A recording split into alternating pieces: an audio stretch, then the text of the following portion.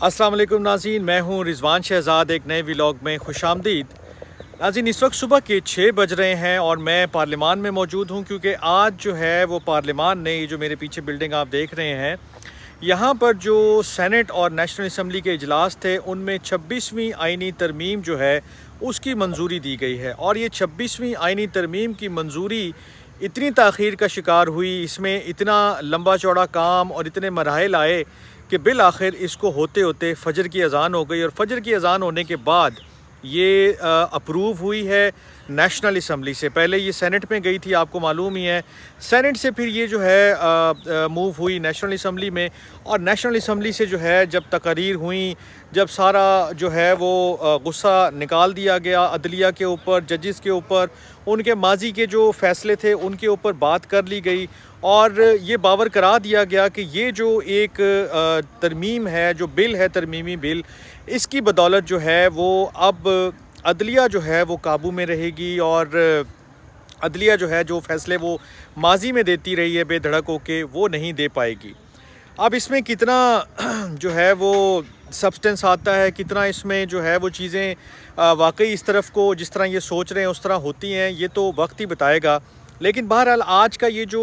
पूरा एक marathon sessions थे दोनों हाउसेस के, जो कल यानी कि संडे के दिन शुरू हुए थे और वो चलते चलते आज मंडे मॉर्निंग पे चीज़ें आ गई हैं। यानी कि फ़जर की अज़ान के वक्त मैंने आपको बताया कि एग्जैक्टली फ़जर की अज़ान के वक्त जो है ये चीज़ें बस पास होने को थी। जब अज़ान हुई उसका वक्फ़ा हुआ और उसके फ़ौरन बाद जो है फिर जो है ये 26वीं आइनी तरमीम जो है ये पास हो गई। अब इस 26वीं आइनी तरमीम में बेसिकली किया क्या है इन्होंने, जो गवर्नमेंट है या जो ट्रेजरी बेंचेस हैं और उनको सपोर्ट हासिल थी JUIF की भी, उन्होंने, और 4 इसमें जो लोग हैं जो PTI के बताए जाते हैं लेकिन वो बेसिकली PTI बैक सेनेटर्स हैं, PTI बैक MNAs हैं, क्योंकि उन्होंने जो है वो आज़ाद हैसियत में वोट दिया है। तो उनके ऊपर जो डिफेक्शन क्लॉज है कि आप अगर अपनी पार्टी की हिदायत पे अमल नहीं करते हैं तो फिर आपके ऊपर जो है वो डिफेक्शन लगती है और आपका वोट जो है वो काउंट तो हो जाएगा, नए जो एक फ़ैसला आया सुप्रीम कोर्ट का, लेकिन बहरहाल आपको बहुत कुछ फ़ेस करना पड़ जाता है। उनकी बदौलत ये सारा कुछ मिल के मैं इसको मुख्तसर कर दूं, ये जो है आज की आइनी तरमीम जो है वो पास हुई है। अब ये आइनी तरमीम जो पास हुई है इसका मतलब क्या है? इसका मतलब बिल्कुल एक वन लाइनर में अगर मैं आपके सामने रखूं तो वो ये है कि जुडिशरी के जो पर थे वो काटना मकसूद था। जुडिशरी को जो है वो डिफैंग करना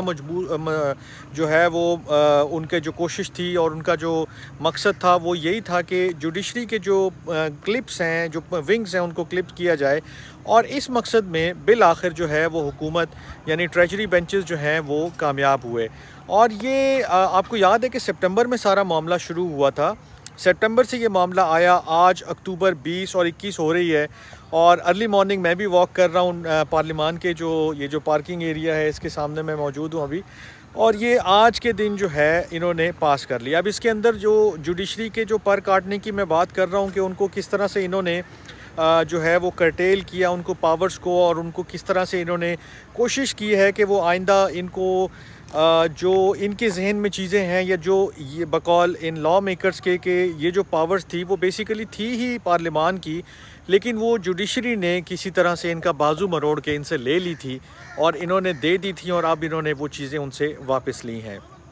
इसमें क्या चीज़ें अहम हैं, इसमें जो अहम चीज़ें हैं वो मैं आपके सामने रख देता हूँ। अहम चीज़ों में जो सबसे बड़ी चीज़ है कि जो चीफ़ जस्टिस ऑफ पाकिस्तान है उनकी जो अपॉइंटमेंट है उसका तरीक़ाकार जो है वो तब्दील कर दिया गया है। अब जो है वो 3 जो है वो जजेस जो हैं सीनियर मोस्ट, उनके अंदर से एक चीफ़ जस्टिस को जो है वो सेलेक्ट किया जाएगा और ये जो सिलेक्शन का काम होगा वो बेसिकली एक पार्लियामेंट्री जो है वो पैनल करेगा और उसके अंदर और भी लोग शामिल होंगे। और ये जब सारे लोग 3 नामों के ऊपर जो है वो अपनी राय दे देंगे तो फिर वो जो है प्राइम मिनिस्टर के पास जाएगा और प्राइम मिनिस्टर उसको भेजेंगे प्रेसिडेंट को, और इस तरह से जो 3 नाम हैं उनके अंदर से किसी एक चीफ़ जस्टिस का जो है वो इंतखाब किया जाएगा।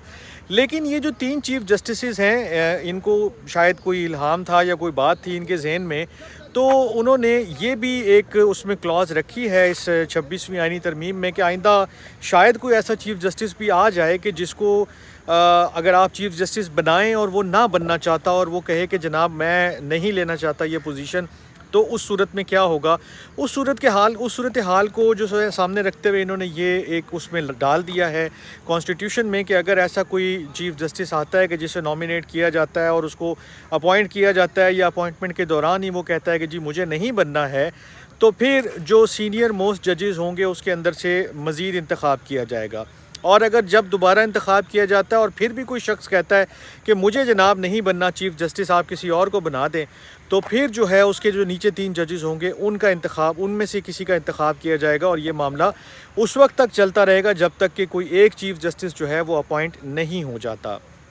یہ تو ہوگی چیف جسٹس کی بات۔ اس میں جو دوسری اہم چیز ہے وہ ہے کانسٹیٹیوشنل بینچز کی جو تشکیل ہے، یا کانسٹیٹیوشنل بینچز کا جو قیام ہے، اس کے حوالے سے جو ساری کوشش تھی بیسیکلی وہ جو ہے گورنمنٹ نے اس کے اوپر بہت ایمفیسائز تھا، اور یہ ایسی چیز تھی کہ جس کی وجہ سے JUIF نے بھی جو ہے وہ گورنمنٹ کو سپورٹ کیا ہے بالآخر۔ اور یہ جو ان کے جو ووٹ تھے نیشنل اسمبلی میں 8 ووٹ تھے، اور پھر جو سینٹ میں ان کے 5 ووٹ تھے، یہ بیسیکلی ان کو اسی چیز کے اوپر ملے ہیں کہ آپ کانسٹیٹیوشنل بینچز جو بنانے جا رہے ہیں۔ پہلے پیپلز پارٹی اور نون لیگ کا خیال تھا کہ ہم جو ہے وہ بینچز کے بجائے ایک سیپریٹ جو ہے فیڈرل کانسٹیٹیوشنل کوڈ بنا دیتے ہیں۔ پیپلز پارٹی کہتی تھی کہ پروونشل بھی ہونے چاہیے، لیکن بہرحال اب ان ساری چیزوں کو یکجا کر کے مولانا صاحب کی سجیشنز کو سامنے رکھتے ہوئے، JUIF کی بات مانتے ہوئے، ایک جو سپریم کورٹ ہے اس میں بھی اور جو ہائی کورٹ ہے اس میں بھی کانسٹیٹیوشنل بینچز کا جو ہے وہ قیام عمل میں آ جائے گا۔ یہ جو بل ہے اس کے اندر اور بھی بہت ساری چیزیں، انوائرمنٹ ریلیٹڈ ایک بڑی اچھی جو ہے امینڈمنٹ آئی ہے کہ اب جو ایک ہیلدی اور کلین انوائرمنٹ ہے اس میں رہنا ہر شہری کا بنیادی حق قرار دے دیا گیا ہے۔ پہلے یہ حق آپ کو حاصل نہیں تھا، یا مجھے حاصل نہیں تھا کہ میں اگر اتنی اچھی فضا میں کھڑا ہوں تو یہ رائٹ ہے اب میرا، اس پارلیمان سے جب یہ اپروول ہو چکی ہے اور وہ سائن ہو جائے گا بل، تو یہ ایک فنڈامنٹل رائٹ میں کاؤنٹ ہوگا کہ جی آپ کو ایک صاف ستھرا ماحول جو ہے وہ انشور کرنا، وہ پرووائڈ کرنا جو ہے وہ آپ کا فنڈامنٹل رائٹ ہو گیا ہے۔ پھر اس میں جو ایک انٹرسٹنگ چیز ہے وہ ہے ربا کی کلوز، یعنی کہ جو سود، آپ کا جو پورا بینکنگ سسٹم ہے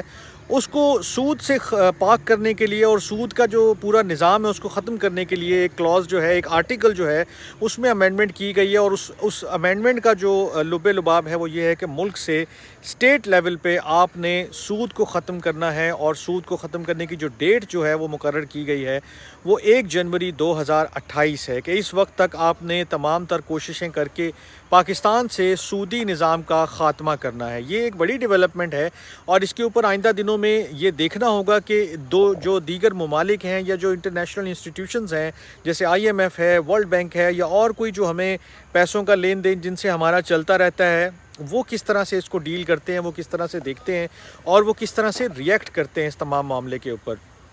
باقی چیزوں کے اندر میں نہیں جا رہا ہوں۔ ایک کمیٹی اور بنائی گئی ہے جو ججز کی اپوائنٹمنٹ کے حوالے سے ہوگی، جس کو جوڈیشل کمیشن بھی کہا جاتا ہے، اور یہ جو چیف جسٹس کی تعیناتی ہے وہ پہلے میں نے آپ کے ساتھ پورا ڈسکس کر لیا ہے۔ اب یہ جو سارا کچھ ہوا ہے، فجر کی اذان کے فوراً بعد جو ہے پھر ایک اور پریس ریلیز آئی ہے، اور اس کے مطابق جو ہے پرائم منسٹر صاحب نے جو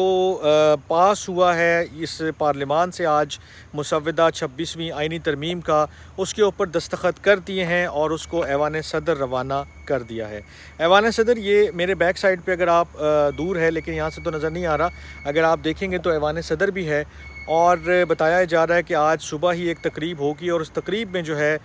پریزیڈنٹ آصف علی زرداری صاحب جو ہیں اس کو سائن کر دیں گے، اور اس کے بعد وہ جو 26ویں آئینی ترمیم ہے وہ آئین کا حصہ بن جائے گی اور نافذ العمل ہو جائے گی۔